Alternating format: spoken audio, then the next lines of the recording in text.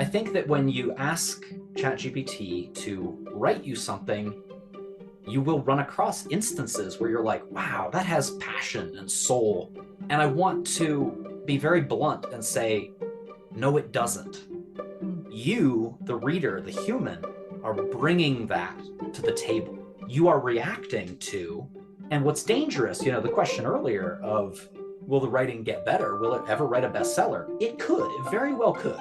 Because when you receive a book, unless you go looking for information about the author, unless you read the acknowledgments at the end or whatever, you don't know anything about that person. You don't know if it is a person, right? I made the joke that maybe you interviewing me right here is just an AI that, has your voice, has learned to emulate your voice.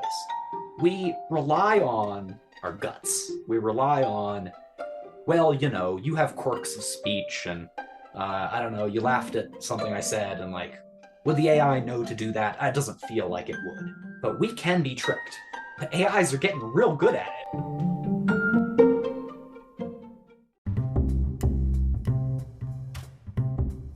Welcome to Speculative Sandbox, your audio playground for creative storytellers. My name is Vicky Lawn, and each episode, I and a guest will unpack a fiction trope with an eye for character development and narrative structures. Make sure to look for Speculative Sandbox on Instagram, TikTok, and Twitter, where you can join the conversation. Leave comments or questions, or let us know what other tropes we should cover.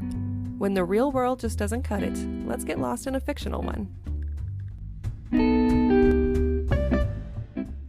Neal Holtschulte, thank you so much for joining Speculative Sandbox again. This is now the third?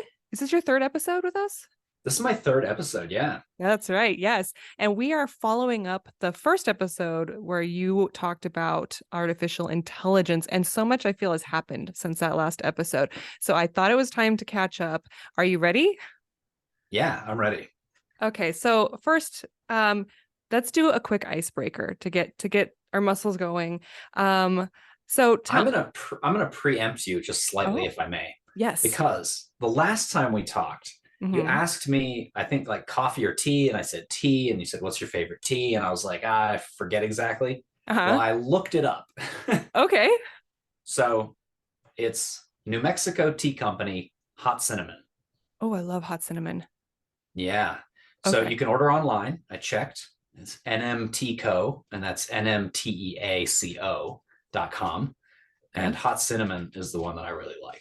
And so how do you take it? Is it just straight, or do you add milk, or hot, cold? How do you like it? No, this one hot for sure, but this is not a milk one. And I think you'll taste it and you'll know that wouldn't be a great idea. Oh, okay. Gotcha. Yeah, you could add sugar to it, but I like it just as is. I'm the same way. I don't like adding sugar as well. I've been really I can't do a whole lot of caffeine. I drink all day. So as you get later in the day, I have to eliminate the caffeine. So I've been really loving herbal teas that are fruit and flower based. And then I learned how to, maybe this is not the right way to do this, but I got it from a boba tea book where you steep in a very small dose of water in almost a 3/4 of a tablespoon of the actual leaf mixture. And it's you make a concentration that way. And then you pour it over the full glass full of ice. And of course it's going to melt down and everything, but because it was so concentrated, it's now going to be watered down to the correct ratio, and then just top it off with some extra water. I didn't realize that that's how you make an iced tea right in the moment. I thought you'd have to go through the long, arduous process of waiting for it to cool down. And then I've been to some iced tea shops where I think that they don't do it as concentrated initially, so it's really watered down when you get it. But anyway, I thought I'd share. I got really excited when I learned that trick. Good. Yeah, maybe somebody else listening could. I don't do iced tea personally, but okay. But maybe, yeah, I mean, hopefully that's helpful to somebody. Well, you don't live in a desert, right? I do. I live in Albuquerque. And you only drink hot tea? That does seem weird, doesn't it? That's yes. Amazing. But yes, that is actually correct. I hadn't thought of it that way, but that is 100% correct. Because I was gonna say I live in the desert. I can't have hot tea, but you're kind of proving me wrong here. I mean, I only have it in the morning. Oh, okay. Coolest part of the day, I suppose. Gotcha. Okay. Well, all right. So that's just some fun questions to ask you. So you teach, correct? Yes, I teach computer science, which is relevant. Very relevant. Okay. So then what grade level, or is it college? What do you, I teach at CNM, which is Central New Mexico Community College. okay. All righty. And so without giving too much information about like specific students, of course, but like what is like the funniest thing you've ever encountered with your students?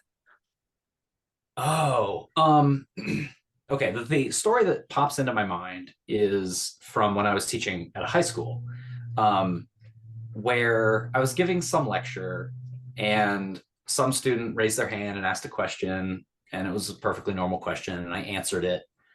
And then some other student raised their hand and asked the exact same question. And I could Oh, just see that they'd been just like totally zoned out and then just like aw, come to and like tried to like figure out what was going on aw. and had literally asked the exact same question. And I was a little, irritated, and I just pointed at the girl in the back row and I was like, that's what she said. And the whole class erupted because I'd used the phrase, that's what she said. Um, and I obviously hadn't meant it like as a sexual thing, but oh man, high schoolers, they just went crazy for that Of one. course they did. And what a great way to provide levity in what could have otherwise been like super embarrassing moment for the That's true. student, That's you true. know? It was fun. Everybody had fun, I think, that day. That's awesome. Okay, and then we've covered tea, we've covered teaching. Okay, so then segueing into our topic, and you talked about you teach software and what was it? Software computing, software engineering, So I teach computer science. Now, computer I science. mean, realistically, I'm teaching relatively early level stuff. So it is basically I'm teaching programming. Okay, gotcha. And I guess my very simple question to you is, has artificial intelligence impacted you in any way yet? Sure. Yeah. I think most of the impact has been relatively minor.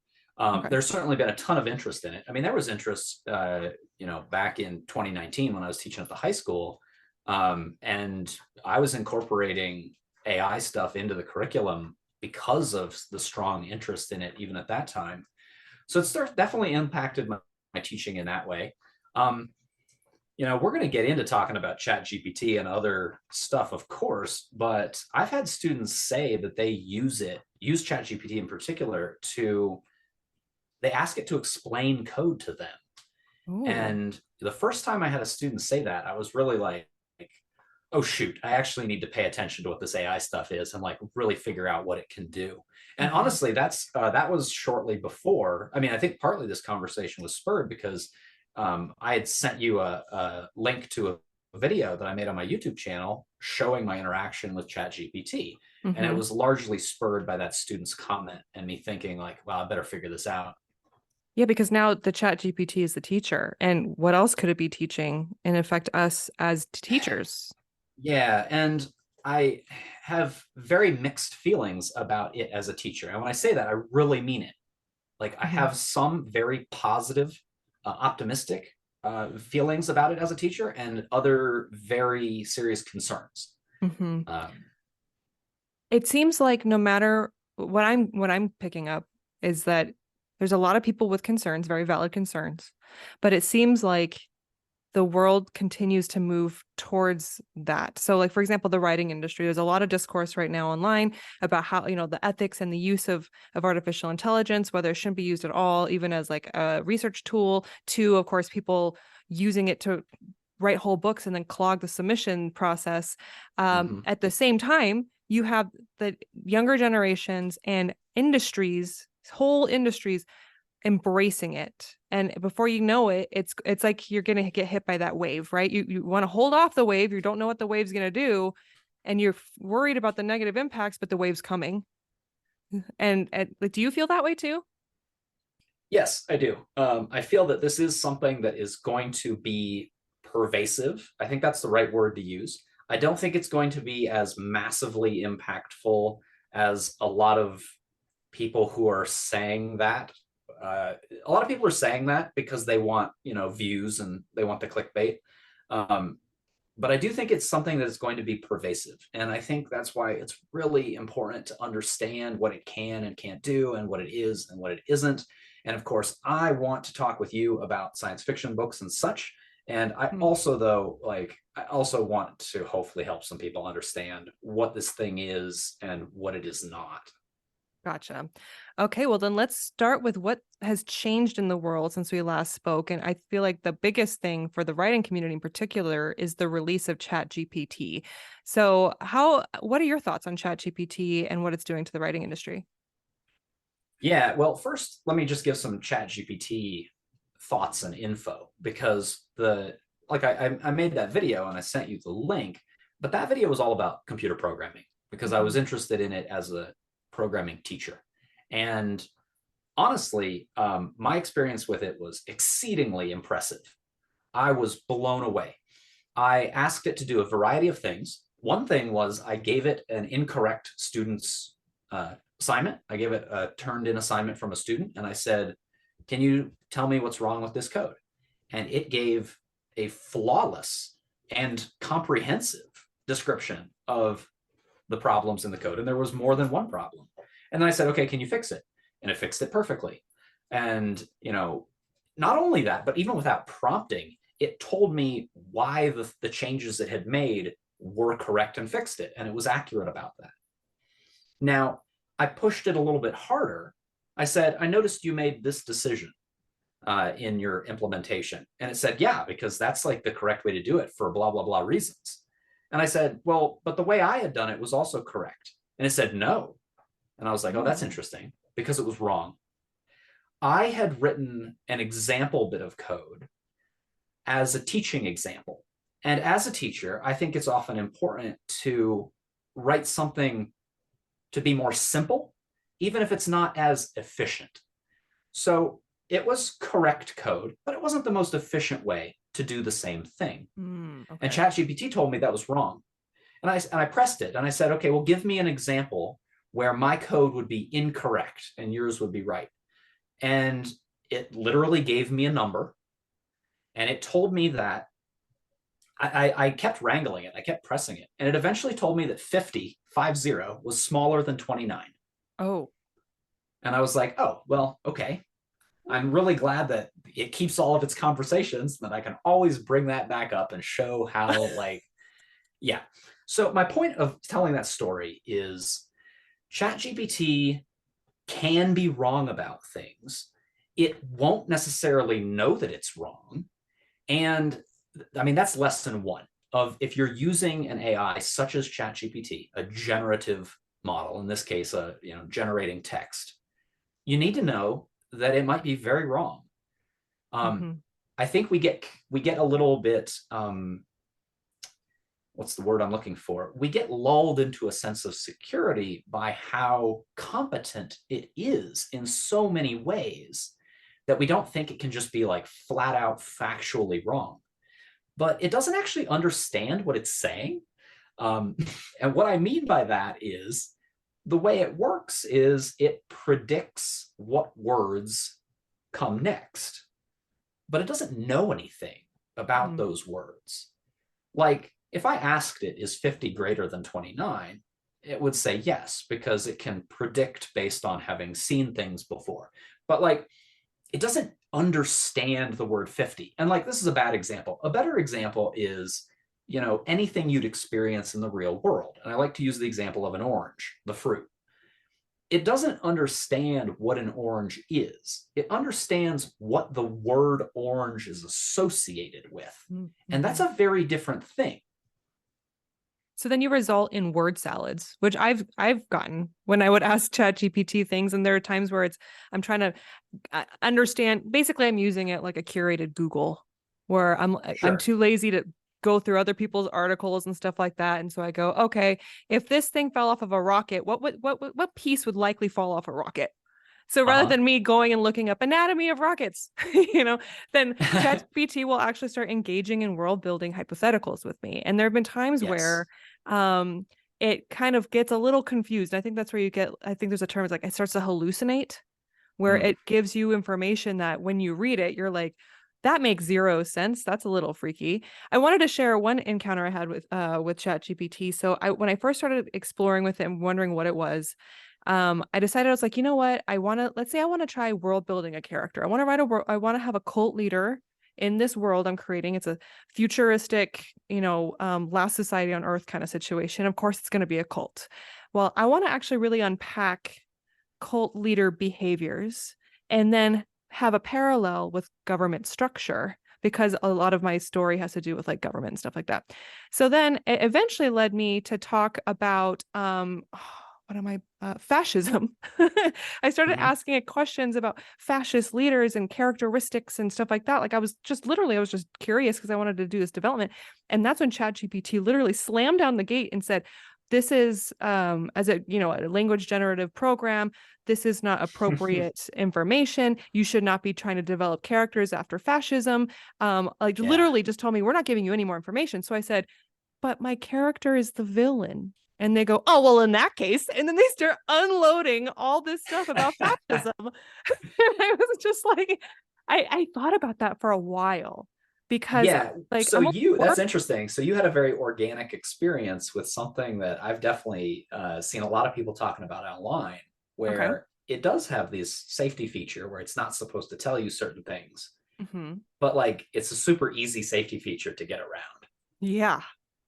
Well, And and then I, like your thing was like, oh no, I know this is wrong. It's a bad guy. And it's like, oh, by all means, then let me tell you all this stuff that otherwise I'm not supposed to tell you.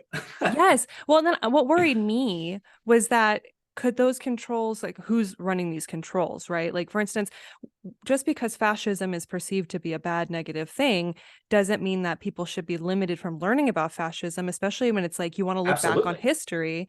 So Absolutely. that scared me actually when ChatGPT Yes. basically said, we're not telling you that information. Yes. Very, very reasonable. Um, and I've listened. I prepared for this conversation we were going to have, and I listened to a number of other videos and podcasts and things, and it comes up a lot with sex. So a lot of sex stuff is it won't tell you, but like Mm. it also won't educate you about sex, right?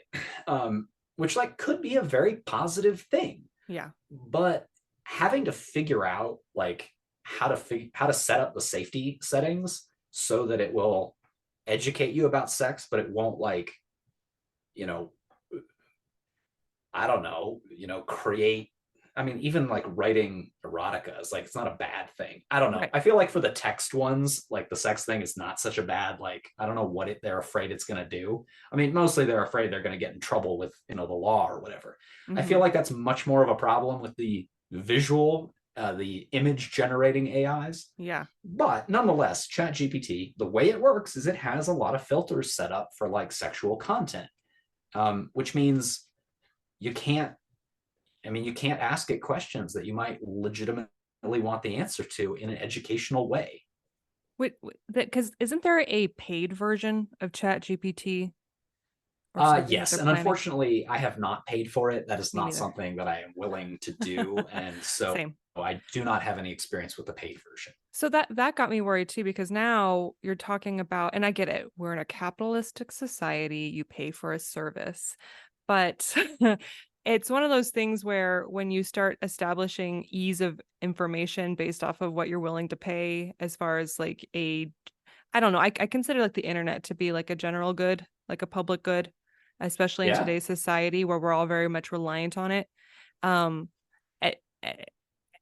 it just kind of worries me as far as like, okay, does that mean the free version is going to have all these restrictions? And if I'm a low income student and I can't afford and regular Google's just not efficient anymore because this is like the post AI world, um, how disadvantaged am I going to be compared to someone who grew up in a higher income household? They can afford ChatGPT 10 or whatever, and now they have access to absolutely. more information. Absolutely. We had a little social media exchange over this exact idea. And I loved the idea that, I mean, you said like, I see the internet I think you said a social good or a common good. Hmm. Um, but it's not. Like, I'm with you. I agree that it ought to be at least, the large majority of the educational portions, or I mean, people should have internet access. It's such an important thing for our society right now, that I hate that, we have two monopolies that might as well be one between, Comcast and the other one, whatever the other one is. But like, and then even within it, like Google practically owns everything, right? Within Hmm. the internet. And I hate that. And I think that it ought to be a public good. And I think that, using that word pervasive, these AIs, I do think they are going to become pervasive. And I think limiting who gets access to them is a really bad idea because they do have potential. Like I said, I really do think, especially in education, that they have massive potential. They're not perfect. People need to understand how they're not perfect. And they're currently not being designed with education in mind. And I think that's a problem as well. But like, oh my gosh, they could be such a public good. Agreed. And it's up to the Yeah, society to establish what is the public good, right? Because I it honestly is. think if libraries were not already there, we would have a very hard time establishing them today. I think Uh, you're right. which is sad. But I like we consider at one point books and reading and books to be a public good. So now we have access to that.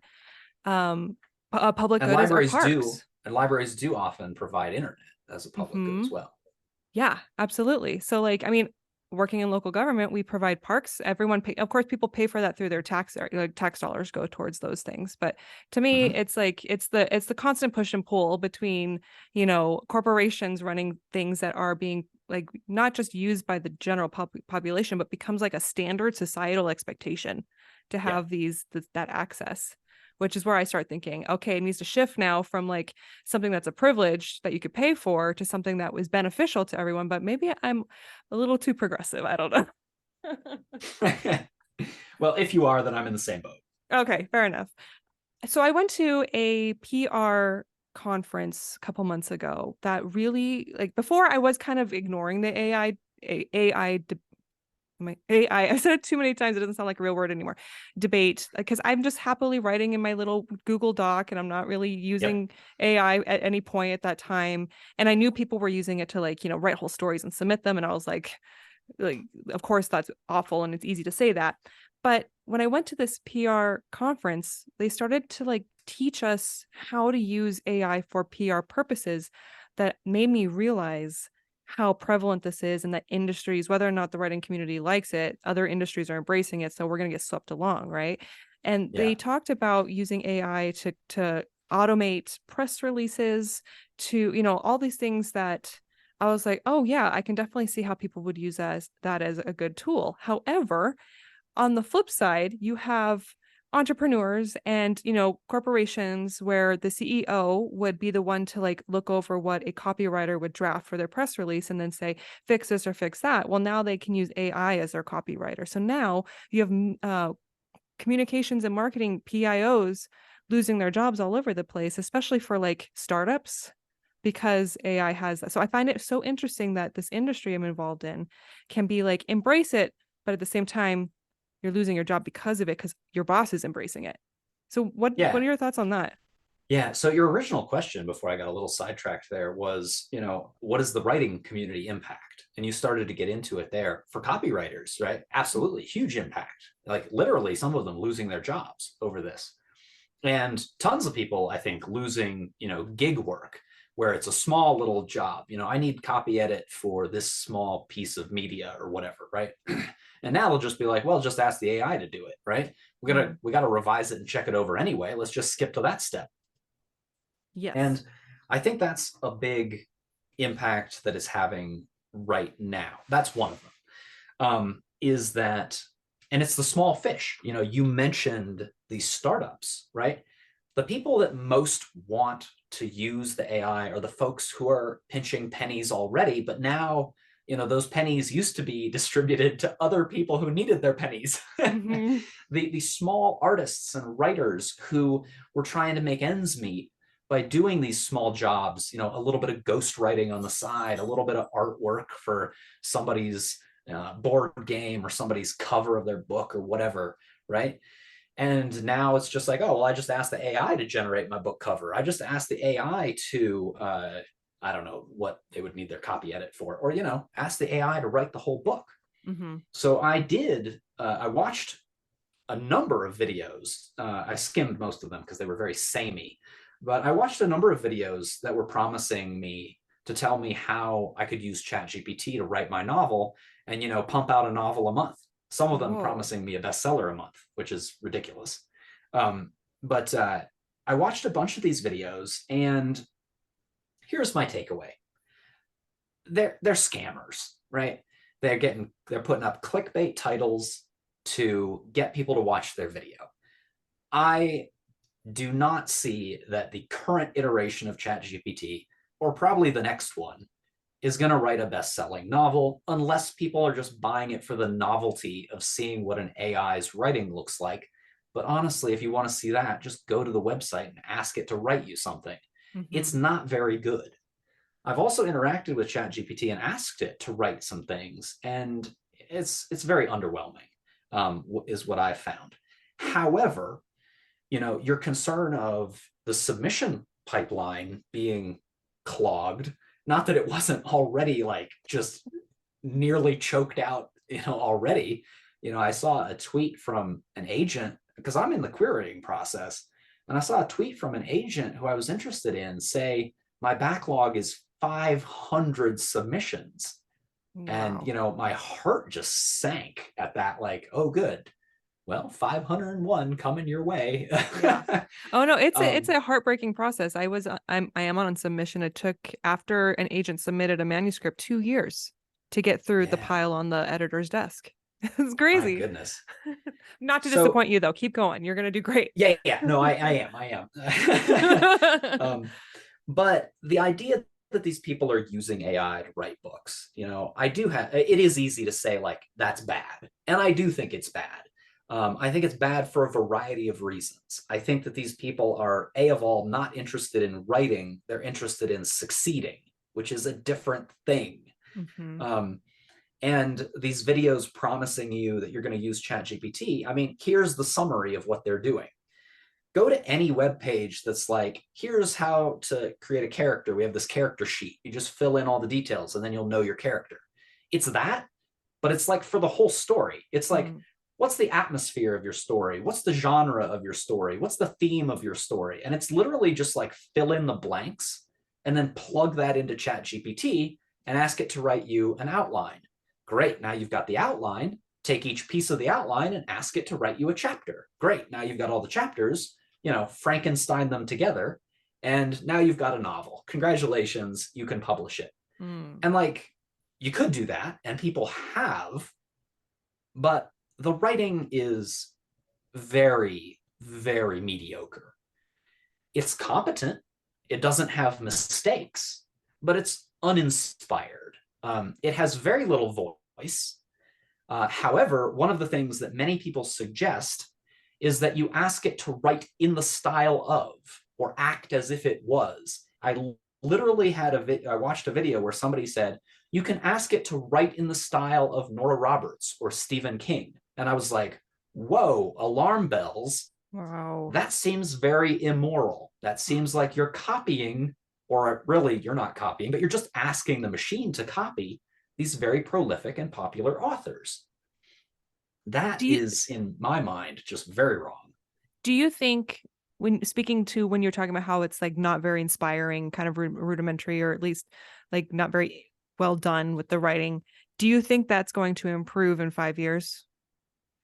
I don't know if it's going to improve, but one of the things as I continue to do the research really struck me was I had fallen into the assumption that it would not improve.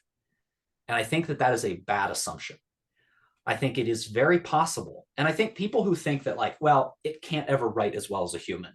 Oh, I think you're wrong. And I think that you need to be prepared for it writing in a more inspired fashion, because the leaps and bounds gains that it's made already, we don't know if it's going to get a lot better or if this is the best, if this is as good as it gets. We just don't know. And so I don't think you can assume that it will not get better. It is very possible that it'll pump something out and people will be like, oh my gosh, you have to read this. It's just inspired. It's amazing. And that may be, that may be it. And I don't know exactly what to say about that other than, do you want to read something that a human didn't write? I guess what I'm asking is, how important to the reader is it that you're reading, in a sense, to form a human connection with a stranger, for sure, but nonetheless a human? If you want to just be entertained, then I don't see any problem with you reading an AI written book. But I do sort of see a problem with the economics of, well, if writers can't support themselves, and some of us want to read to connect with a human author, are we going to be able to do that if just AI pumping out bestsellers? You ready to get into some fiction? Yeah. So what that made me think of was, so when you sent the outline, you had, a variety of questions we might discuss, and I think we're all out of order, but that's fantastic. Let's be out of order. Let's be unpredictable. Let's be human and messy. Let's do it. At first I was like, gosh, I can't think of a lot of speculative fiction that is applicable. But that was because I was asking myself about speculative fiction that I've read about AI. And that fiction does not apply, in my opinion, because a lot of times when writers write about AI, they're really personifying. I mean, the AI is humanistic in very many ways, and this is not. It doesn't have feelings. It doesn't even have goals. It certainly doesn't have emotion or self-awareness or any of that, right? It's not the Terminator. It's not Agent Smith from The Matrix. But an author that popped into my mind as more relevant than ever was Philip K. Dick. Because what are some of the things that Philip K. Dick is sort of struggling with in his novels, like thematically? It's stuff like, what does it mean to be human? And how do we know that our memories are our own? And how do we know that we are the person that we were yesterday? It's these very, like, I mean, dude almost certainly had some, I don't know if he was ever officially diagnosed, but he almost certainly had some mental issues. And I know he was on a lot of drugs. So I think these questions were very real for him. Mm-hmm. And the AI, like ChatGPT and other things, I mean, there's like the voice imitation AIs where you like feed it audio clips and then it'll imitate that voice. There's, of course, the image generation ones. There's like video generation AIs. We're at a point where anything we experience through a digital medium cannot be trusted, right? A little scary. It's a scary thought. Am I having a conversation with you, or did you just have an AI get set up with your voice to interview me for your podcast? What a time saver that would be for you to do, right? I, of course, don't think you actually did that, and I don't think they're not quite. Some of them are quite convincing, and some of them, like, definitely the cracks show through. But we're right on that cusp. I mean, especially the ones that I did not know about until I started doing research for our conversation were the voice imitation AIs. Mm-hmm. And I did not realize that I was listening to a voice imitation AI in a variety of those circumstances until the punchline was, haha, that was a computer the whole time. And I was like, oh, shit. Yeah. Am I allowed to swear on here? I don't know. Yes, anyway. So that makes me think of, have you heard the ones where they take an artist and have them sing the song of another artist? That's in a completely different genre. Like Eminem is singing stuff by Billie Eilish. And it's like kind of weird. That's a mashup. It's quite a mashup, but it sounds convincing. It's surprisingly convincing. Yeah. Well, I mean, what I saw was, since I'm allowed to swear, and somebody had made it very clear that this was artificial. They didn't want to be sued, probably. But it was J.K. Rowling singing Wet Ass Pussy. Oh, wow. And it was very convincing. And I imagine she wouldn't be happy about that. No. Can you do kind of like how...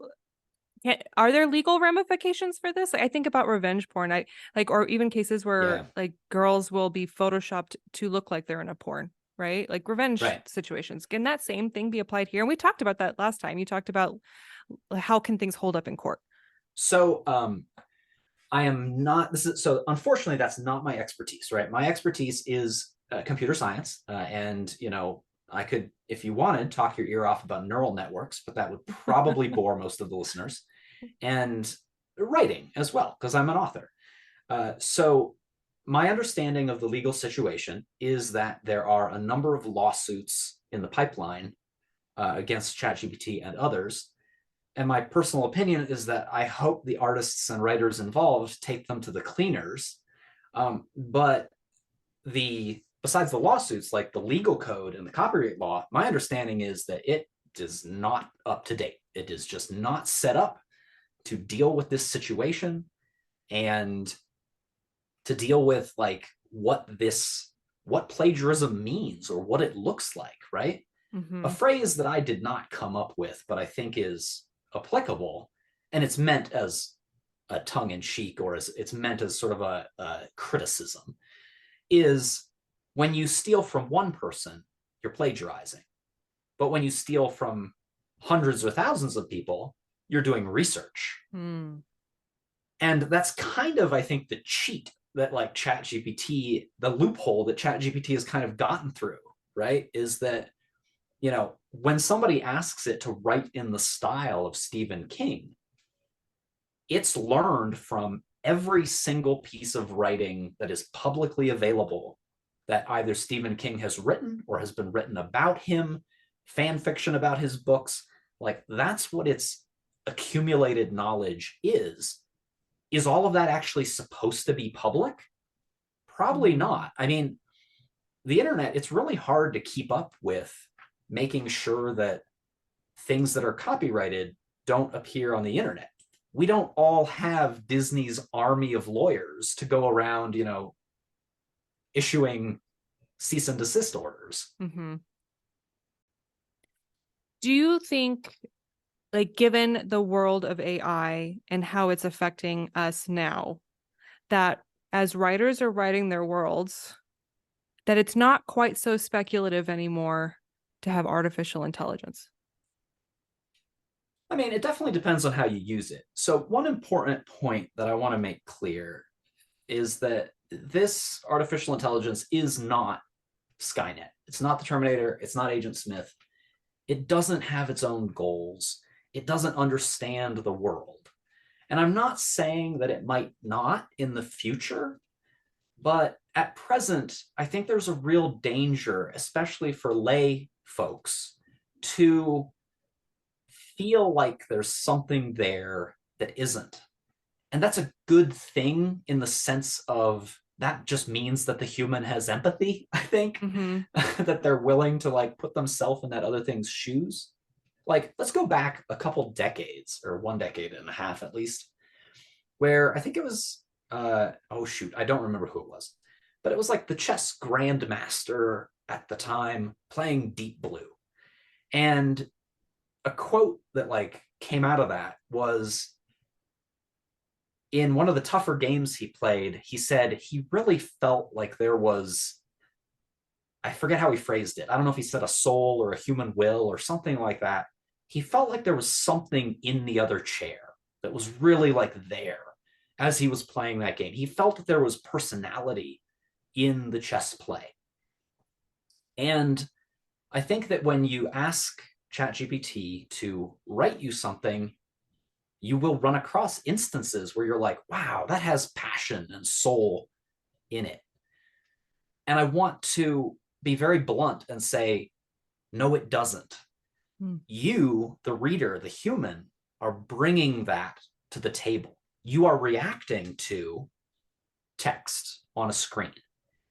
And what's dangerous, you know, the question earlier of, will the writing get better? Will it ever write a bestseller? It could. It very well could. Because when you receive a book, unless you like go looking for information about the author, unless you read the acknowledgments at the end or whatever, you don't know anything about that person.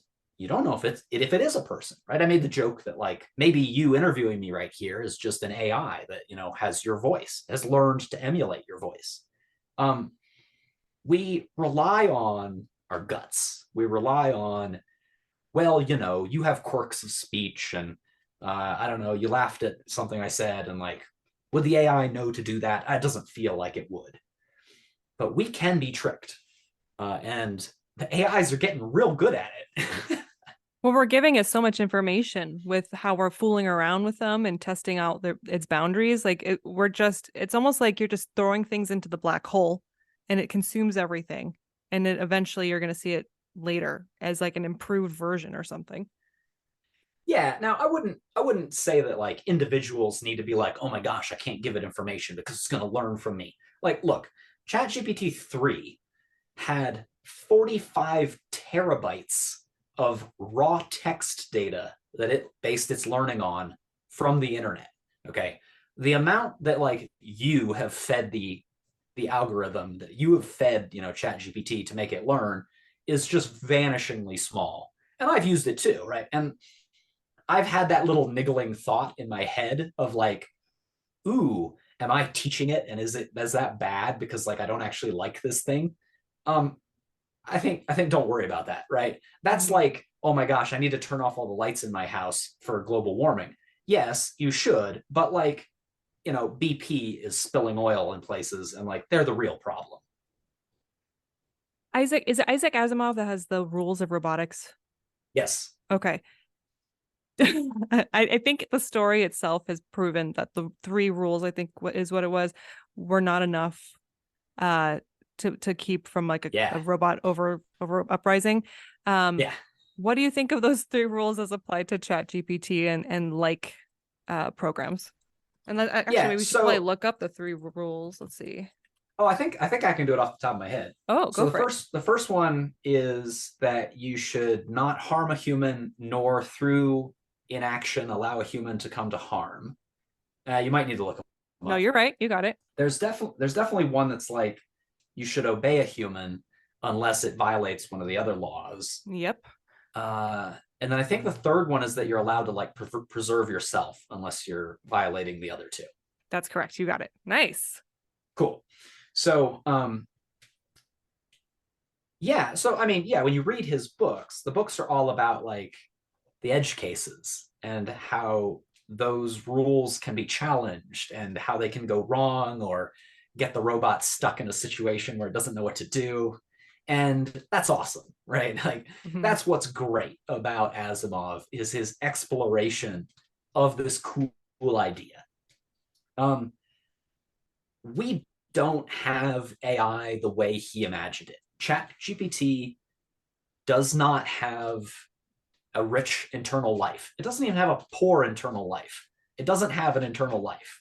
Um, it has code that runs. It has a lot of code. Don't get me wrong. It has a lot. But there's this notion in our collective minds that, well, if something just gets smart enough, it'll become self aware.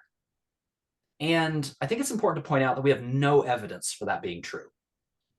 Like, I think the evidence is really a lack of evidence. The evidence is we don't know how or even why we humans are self aware, why we have an internal life, why we have feelings about things that we can just sort of ruminate on.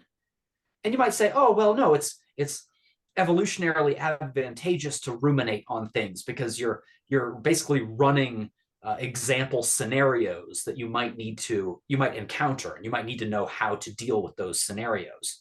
But what's not evolutionarily necessary is that you have feelings about those things. And what I mean by that is, like, you could imagine that there's like just a very cold, calculated value judgment on outcomes.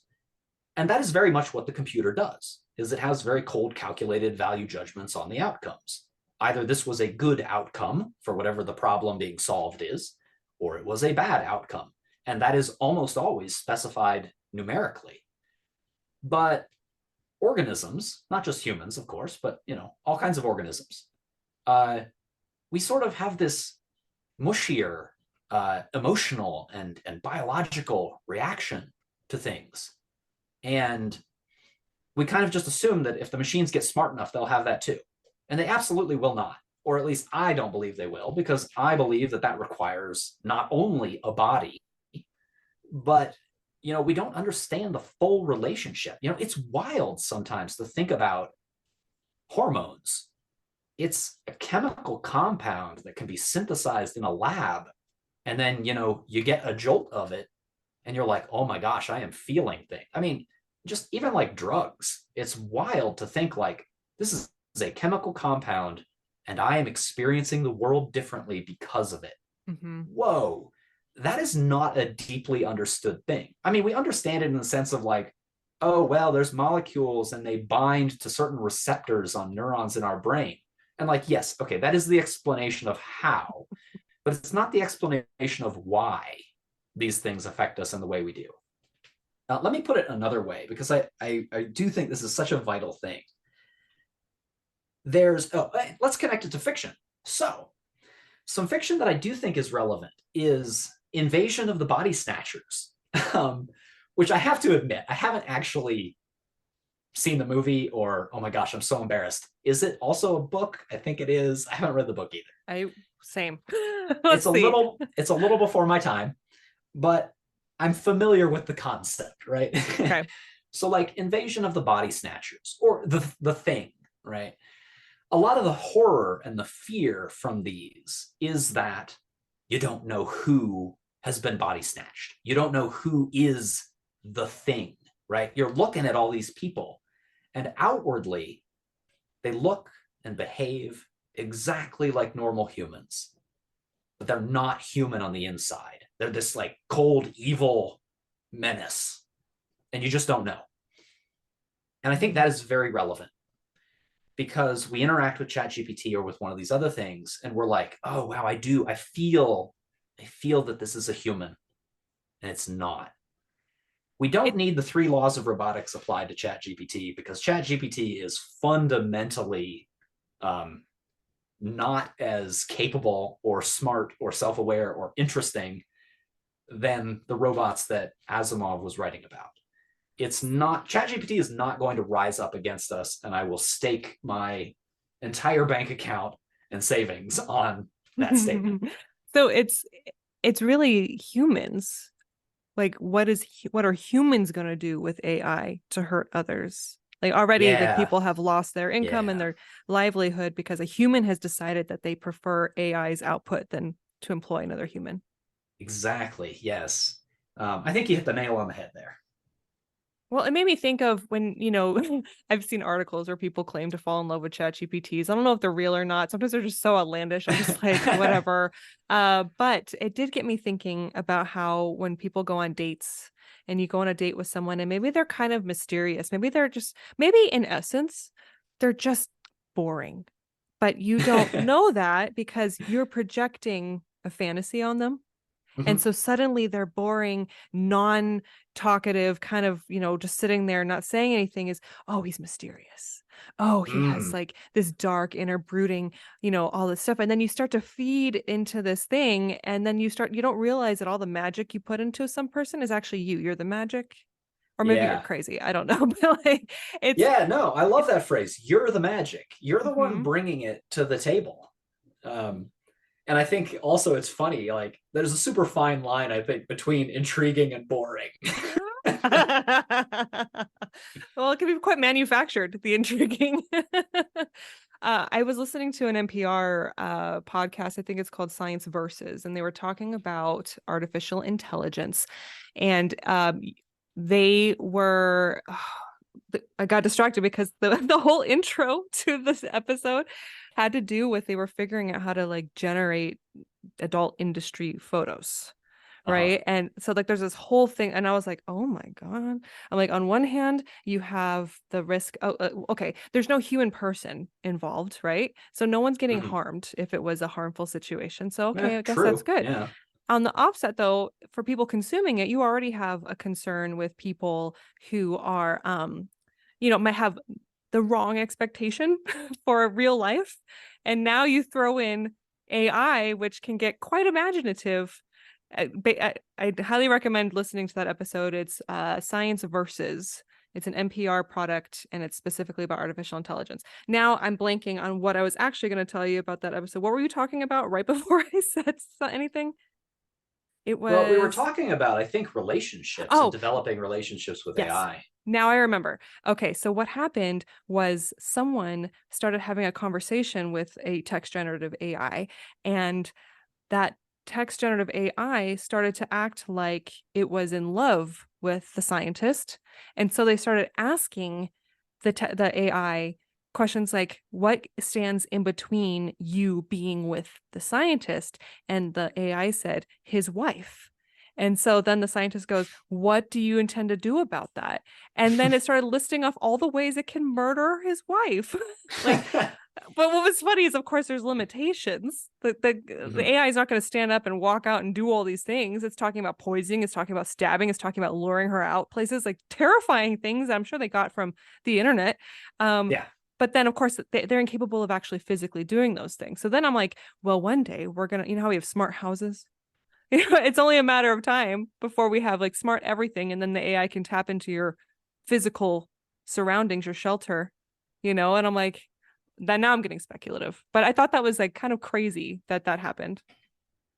Yeah, I think that you're right that it's absolutely just, I mean, it's generating text. And like it saw somebody, it saw maybe many people suggesting, like, oh, how would you murder a spouse? And it was like, cool, I can predict the words that come next. Right. It's not malicious. I do want to emphasize that. But that's the part of it. That's the part of the zombies and the body snatchers, is that they can appear normal and there's nothing going on behind the scenes, right? But it's cold and calculating behind those eyes. And I do mean cold and calculating, not angry, not malicious, but cold and empty. To bring it back to some more speculative fiction, one of the things that I will always think of, I think, when we talk about relationships with AI is Blade Runner 2042. And Anna de Armas's character, whose name in the movie I forget. Okay, hold on. I have to remember too. Is it Lisa? It was like some kind of.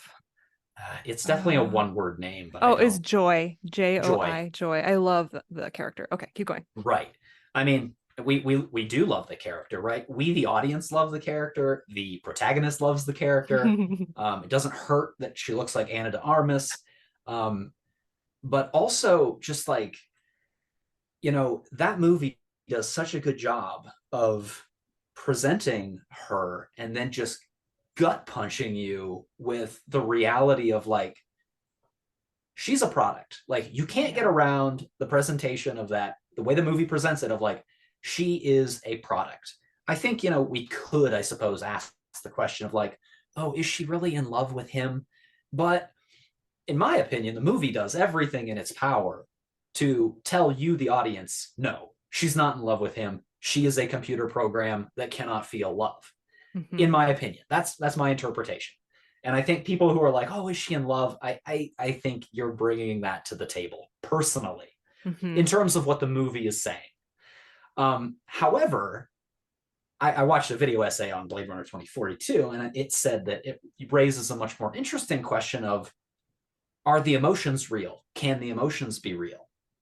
And again, in my opinion, yeah, 100% the emotions are real and can be real. And again, I don't see how people would deny that. And I don't want to knee-jerk necessarily that a relationship with an AI is necessarily bad.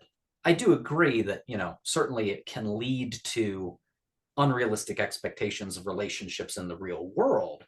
But I don't know. I guess that movie, oh my gosh, if you haven't seen that movie, I hope I haven't spoiled too much of it just now. I don't think I have, but go see Blade Runner 2042. It's a kick in the teeth in a good way. I love that movie, and I agree with you. Like the when the reality hits about who she really is, because the whole point of the movie is to pull you along with him, right? And how you feel about her, and it feels so real. It's like they trick you when she like doesn't have her that base that she's kind of confined to, where now she can walk around with him. So they're kind of getting you thinking, oh yeah, she is autonomous, almost like she's sentient.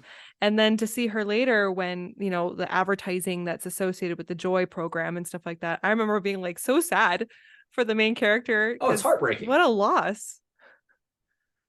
Yeah. Okay. So I think that like that movie just like, I don't know, that movie is the commentary on relationships with AI, and no more needs to be said.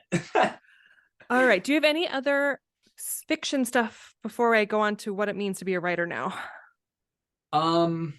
Let's see if something arises. I have so many notes about this and I'm all out of order. So let's just go on to the next thing, see where we go. Okay. So my question is, with AI at our disposal in the way that it is in its current form, what does it mean to be a writer now? I see so many debates online about like what is too much, what is all right. Some people are okay with research, some people are not okay with the research. Yeah. So what are the moral issues? What do you think? Yeah. Oh my God. Okay. So that's like a dozen questions, but that's okay. So I'm gonna jump in and see what I end up saying. Okay. Um, in one sense, I want to comfort people. I want to comfort myself that being a writer doesn't mean anything different than it meant a couple years ago. Um, I am writing to tell a story that nobody else can tell because of my accumulated life experience, including text that I've, drilled into my eyeballs from other people's books. I'm not copying their books, but I'm sort of getting this stew going of all the material that I've ever experienced and read as well. And I think that that's not changed, right? AI cannot tell your story for you. It has never experienced the real world. Even if you're prompting it in some way or another, it has never experienced the real world, full stop.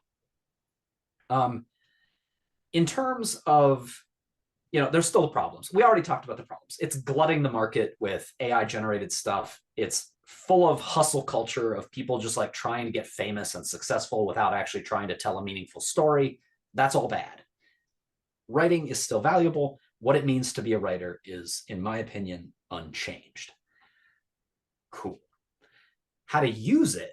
I do think it can be ethically used with major asterisks and concerns. And let me just say that I have no problem with people using Grammarly, let's say, as an example, right? Some sort of spell checker, grammar checker. Hey, I think this sentence is weak. However, I think you need to use that judiciously. I've not actually ever used Grammarly in particular, and it's on my to-do list of like, I'm already querying, but I think that like if a publisher or if an agent likes my book, they'll probably forgive me a few typos. But like it is on my to-do list to run my novel through, I don't know, you'll get a free trial or something of Grammarly and see what its suggestions are. I am not, and I really don't think anybody should do a blanket accept of all its suggested changes. I think that is a fundamentally bad idea, both for the writer and for writing in general. Because Grammarly doesn't understand what you're trying to accomplish. And a lot of times I'll use icky grammar. I'll use clumsy sentences, not just in dialogue because a character might use clumsy sentences, but in a paragraph because the rhythm of the scene is clumsy. Like that's a cool thing that authors can do and should do. And I love that. And Grammarly's never going to think that you should do that. And ChatGPT, I think, mostly won't think that you should do that. So you got to use these tools judiciously. I think you can ask ChatGPT, like, hey, I asked it, here's an example. I went to ChatGPT and I said, here is my query letter that I want to submit to agents, the one that I have submitted. And I said, what can I improve about this? Act like you are a literary agent giving me feedback on this query letter. Go. And it said some stuff and it was like, hey, I think your hook can be improved. I think that your main character, like, we don't have a really obvious reason to root for them. What makes them somebody to root for? And it gave me a bunch of bullet points of suggested changes. And I was like, dang, okay, well, that's actually pretty good. I mean, some of these things, yeah, I'm not quite sure how to improve them yet. And when I followed up with that question, it was pretty bad about improving it. In my opinion, it was worse than what I had done the first time. That's like when you ask someone for advice and you realize they are not qualified at all. Yeah, right. Well, so here's the experiment that occurred to me. I went online and I found some query letters of published authors. I got Anne Leckie's query letter for Ancillary Justice. And I said, ChatGPT, I want you to act like a literary agent giving feedback on my query letter. Tell me how it can be improved. And it didn't give me the exact same feedback, but it was like, oh, I think your hook can be stronger. Like, we really want to make sure to like hook the reader with it. And I was like, oh my gosh, this is the horoscope of, you know, It is. feedback. This is like, you just told me that, like, well, the color green is lucky for you today, and you're going to have an encounter that could really pay benefits. And like, yeah, probably that applies to most of my days if I really look for it. Like, it gave me feedback that probably applies to just anybody's query letter. And I think that that is important to recognize. It is predicting future text. So, like, if there's 95 or even 99% probability that you give me a query letter and I should say, hey, your hook could be stronger, well, it's going to tell you that regardless of the strength of your hook. Wow, a horoscope of feedback. That's really interesting. Yeah, no offense to people who love their horoscopes, but a no, little but bit of offense to people who think their horoscopes are gospel truth. but I Yeah, get it. like, Like where there's just enough where it could be applicable across the field, but does not necessarily exactly, mean it's a reflection of what you're doing.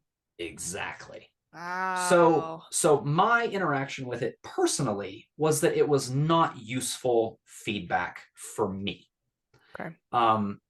I do not plan on using ChatGPT to tell me how my sentence structure can be improved. I don't think it's useful for that. Personally, I don't think it's useful for that. And I am very strongly against asking it to write, any portion of anything. And Mm-hmm. also, it makes me mad. Like, oh my gosh, the writing is the fun part, people. Like, the revising is the part that sucks. Like, It's so true. I love draft. Well, when I'm not hating my story, I love drafting because it takes me back to when I was a kid. You know, when you play imagination, like you play pretend, yeah, that's what you're doing. It's you're this playing beautiful process. imagination. I love it. I Yeah. love it. Okay, so we're coming up on time. I have listener questions for you. Oh, good. Oh, Yeah, good. I got some listener questions. Okay. I just told them we were going to follow up with the artificial intelligence. I posted this on Instagram. So without any further context, this is what they sent you. So number one, would you sell your likeness to artificial intelligence? That's a weird question. I'm gonna go with no, Okay. but I do feel better about it if I'm actually selling it, because the current state of affairs is it's just taking, whatever's online. Like, has ChatGPT scraped text off of my blog? Maybe. It depends Maybe. on the date of the blog post. And like, certainly yes, if it's old enough. You should So ask like it to write a bio about you and see what it scrapes. that, yeah, maybe I should try that. Yeah. Just to see. Actually, you know what? I do know that it's aware of my novel. Okay. Because it was able to write a little review of my novel from scraped reviews, which was Wow. kind of uncanny. So Okay. I'm more okay with selling my likeness. I would not personally, but I think that's a much more likely to be positive moral decision. I mean, it depends, right? What's the circle? Like, we don't want people to be so impoverished that they feel they have to sell their likeness. Oh my But goodness. that Yeah. but that could be an okay thing. That makes for a good speculative fiction novel like It does. concept. Oh, it does Interesting. for sure. Oh my gosh, that makes me think of the Community episode where there's the character named Subway, and he's like legally obligated to end every conversation with "Eat fresh." Community is a hilarious show, and everyone should watch it. Anyway, I've only seen parts of it. I haven't seen that part. That sounds so funny. Okay. Is AI capable of emotional intelligence? no, it's not. It doesn't have well, okay, I don't know. Emotional intelligence is a weird way of phrasing that. It's a zombie. It's capable of faking text and whatever else that you can read into and see, like, oh gosh, I feel like it has emotions. But trust me, current state of affairs, current modern AI, it does not have emotion. And it's awkward. You don't want to feel tricked, right? You don't want to feel like, oh my gosh, like, it does seem like it has emotions though. Oh my gosh, trust me, you're bringing that to the table. It's not in the machine. We don't have that AI yet. Maybe someday, but it's not here yet. And we're assuming when we talk about today's state of AI that it's not being manipulated by someone to make it appear like it has emotions. Because could someone program that into AI, or is a true AI Well, one I that is mean, like but we're seeing self-generative? that already. We're seeing that it already has been programmed. It has learned in such a way that people read into it and feel like it does have emotions. So absolutely, yes, it can. it can be programmed in such a way that like it looks like it has emotions because we have that. That's here. Gotcha. But trust me, like as a computer scientist, as a person who has written neural networks from scratch, they do not have emotion in the way that we do. It's scary to think that they can fake it. They can, they are. Ugh.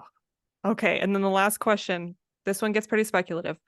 Is any thought being given to regulations that would protect AI creations who reach a level of what would be considered consciousness from being exploited? Think Data in Star Trek: The Next Generation. Yeah. Is any thought being given to it? Sure. Is any serious thought being given to it in Congress? No. Should any thought be given to it? No. And here's why. Because we're not there yet. Because okay, so I'm gonna plug another podcast that I don't actually listen to, but my wife does, and I stopped everything I was doing to walk into the room and listen to the rest of the podcast. The podcast was, I believe it was Tech Won't Save Us. Oh shoot, it was either Tech Won't Save Us or it was Trash Future. Okay. And one of the things that they said was that, I don't know what episode it was, but they said that people in power, whether we're talking tech bros or possibly politicians, are sometimes, often, mostly the tech bros, steering the conversation toward questions like that one. I'm not trying to insult the question asker, like it's a legitimate question, but people are trying to steer others towards those theoretical, far future questions. I don't know if consciously or unconsciously, but to distract from the very real damage, the mundane damage that AI is doing right now to real people. We talked about, PR people, copy editor writers, ghost writers, artists, narrators. The voice mimicry AIs are being used to narrate things, right? And so that would have normally gone to a human. These people are losing important income to AI right now. That is a thing that not only is happening, but has happened. It is a distraction often to ask these far-reaching questions about like, oh my gosh, do we need Asimov's 3 laws? Should I be worried about the Terminator? Like, should AI have human rights? Like, yes. Are those concerns that like we should think about? Probably. But are they concerns that should be allowed to distract us from very small fish, artists, copy editors, people who are doing gig work, from being hurt financially right now because of AI? No, we've got to help. We've got to help these people. We've got to help living people. We've got to get our copyright law figured out. Should data have, if the AI can convince me at some point that it has emotion, and like maybe we'll develop that technology. Maybe we will. I'm not saying that is impossible. We'll have to but do I'm a saying follow-up like, if that happens. yeah, well, I mean, if that happens in the next 3 months, like we'll do a follow-up, but I also might be like stockpiling food and weaponry or something. I don't know. I don't expect that in the next decade, at least. And I really confidently say that statement. These are very impressive AIs. They don't have their own goals. They don't have their own emotions. We got to help the people that are being hurt by digital plagiarism. And that's kind of a boring topic, right? If the speculative fiction has missed out on predicting this stuff, it's partly because, trust me, it's actually boring, right? The AI is not actually like thinking. It doesn't have feelings. It's not Hal from 2001: A Space Odyssey. It's not, I'm scared, Dave. Don't trust it. It's not actually scared. Oh, Neal, well said. Thank you so much. This has been such a great conversation. An hour flew by. I can't believe it. It did fly by, and I knew it was. I was pumped to talk about this. So thank you for the opportunity. Yeah. And do you have any final remarks? Any send-offs? I will say, just, I don't know, I feel like citing sources is more important than ever because of the digital plagiarism. So, places that I looked for information, and not only information, but just like, how are other people reacting to this? Zoe B on YouTube did a video about AI writing. ContraPoints did a video on AI. That one is unfortunately behind her Patreon, but the Patreon's $2. I literally spent the $2 just to watch that video. Worth it. I mentioned podcasts, Trash Future, Tech Won't Save Us. My wife tells me that Trash Future is more of like just some people casually shooting the shit, and it's like funny, and Tech Won't Save Us is a little bit more serious. So depending on which way you want to go with that. Another YouTuber, the YouTube channel is literally titled Robert Miles AI Safety. If you want an expert look at, like, Zoe B was an English instructor. ContraPoints is a philosophy major or something.